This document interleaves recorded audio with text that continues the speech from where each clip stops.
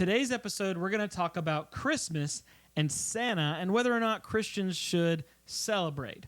Now, I'm not necessarily talking about Christmas by itself, but specifically Santa Claus. Should Christians be a part of that or not? But before we get into that, we really need to talk about what it means to shelter our children versus protecting our children. When sheltering our kids, generally that means we are hiding the truth from them. We are trying to not just limit their exposure to the world, but shelter it, hide them from it so they don't ever see it. What ends up happening is kids end up becoming more curious and they don't know how to combat sin. Now, I don't care if your kid goes to a public school or a Christian school or they're just homeschooled. They're going to encounter things that are evil, maybe from their brothers and sisters, maybe from something on the TV, maybe even from a kid at church that's acting out. It can happen anywhere. And we need to teach our kids that, hey, listen, there's going to be people that do this, but we don't. Let me give you an example of this. On one hand, you have a child that has never heard a cuss word before, and the parents don't talk about it. The parents they've never talked about any of it. And then all of a sudden, they come across somebody that cusses. Well, they hear the word, they have no problem with it, so they talk about it. That's what happens a lot of times when we shelter our kids too much. But if we limit some exposure, and I'm not saying show our kids all these awful things and rated R films, that's not what I'm saying. But show them, hey, whenever you do see somebody do this, just because somebody else cusses doesn't mean it's a good thing. Doesn't mean it's the right thing. Now, I'm picking on cussing just because that's a really easy one when it comes to do with kids.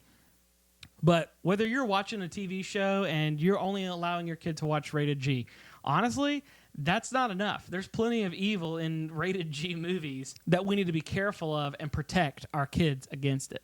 However, if we watch these shows with our children, we can point out and say, hey, they're doing that, but that doesn't make it right. A lot of times I think when children see other people doing things, they assume that it's a good thing to do. Instead of saying, hey, that right there, what you're seeing, that's wrong. That's not what we're supposed to be doing as followers of Christ. We need to teach our children to respect other people's beliefs. I have an example. I've been a school teacher for years. I've taught children in a lot of different secular and Christian respects. And I remember there was some Christian kids making fun of another kid for not believing that there was a God.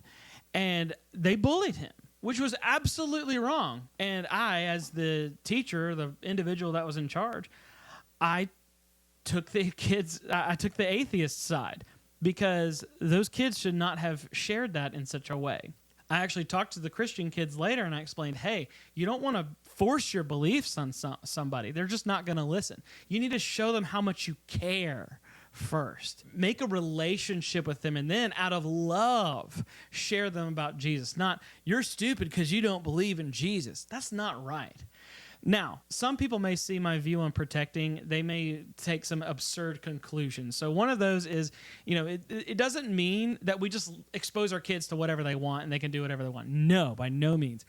But when we do come across those things, we correct it and we say, hey, kids, other people are doing that, but that doesn't make it right.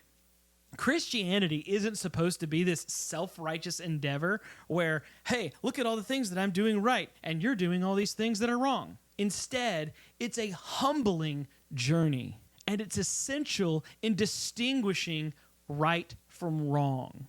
For those of you who have been Christians for a while, and you've really taken your next step in growth in Jesus and continuing to grow and continuing to learn, you're going to find more exposure to sin in your own life. You're going to realize, oh man, I didn't realize that was a sin, and there's going to be certain things that you've always glossed over and said, that's not a big deal. Now all of a sudden you realize, oh no, that's a sin. God continues to expose more sin in my life. And the further I get into my walk with Christ, the more God exposes sin that's inside of me that I never knew that I had. Now let's shift gears to Santa Claus when it comes to Christianity. I'm going to give my view first, and then I'm going to explain whether or not the Bible allows it or not. In our family, we chose not to do Santa, and that's for one simple fact. We tell our kids, hey, there's Santa Claus, Easter Bunny, Tooth Fairy, oh yeah, and Jesus. Oh, by the way, those first three, they're not real, but Jesus is real. We almost put Santa Claus in the same category as Jesus. And here's what's interesting. Santa Claus, St. Nicholas, was a real person. Obviously, he didn't have all the magic and stuff. It's been very commercialized. It's been very changed. But we can't do that with Santa over here and then Jesus over there. We need to realize there's a difference. Now, an objection that I've always had from fellow Christians to family, just everybody, we usually get a hard time because we don't do Santa Claus, and they're like, well, your kids are going to go to school and tell everybody there's no Santa. It's like, okay, we teach our kids not to do that, and we actually use this as an opportunity for us to teach our children, hey, there's going to be people that believe differently than you. That's okay. Allow them to believe those things. Now, I'm not saying don't ever tell them about Jesus. I'm just saying make a relationship with them first and then talk to them. But telling somebody whether Santa is real or not is hardly something that I think needs to be shared very quickly.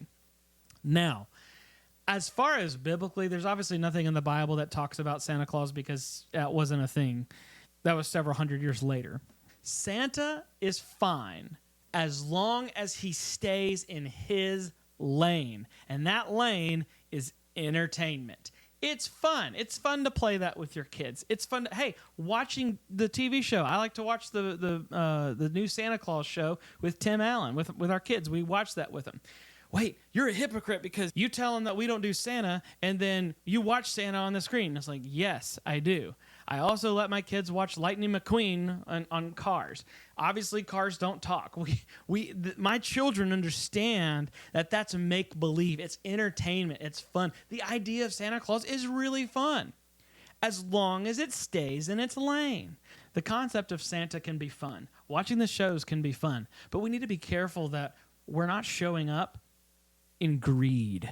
And a lot of times I think, we have our Thanksgiving where we're thankful. The next day is Black Friday where it's all about greed and getting all these super sales and stuff. And I'm not saying that you can't go out and shop. No, that's not what I'm saying. There's nothing wrong with Black Friday. But we need to be very careful that we are thankful for what we have and that we're not being greedy. So just to summarize, be careful that you're not sheltering your children, but make sure that you protect them. And not necessarily show them all the outside world and all these awful things, but when it comes up, take it as a teachable moment and show your kids, hey, it's okay for people to believe this way. We don't have to ruin their entire worldview right out the gate. And then on Santa, like I said, we chose not to, but that doesn't necessarily make it wrong. It can be done and you not sin very easily. Just make sure that Santa Claus stays in his lane as entertainment. Try to differentiate. If you are doing Santa Claus, differentiate. Jesus is a completely different understanding than any of those. Thanks.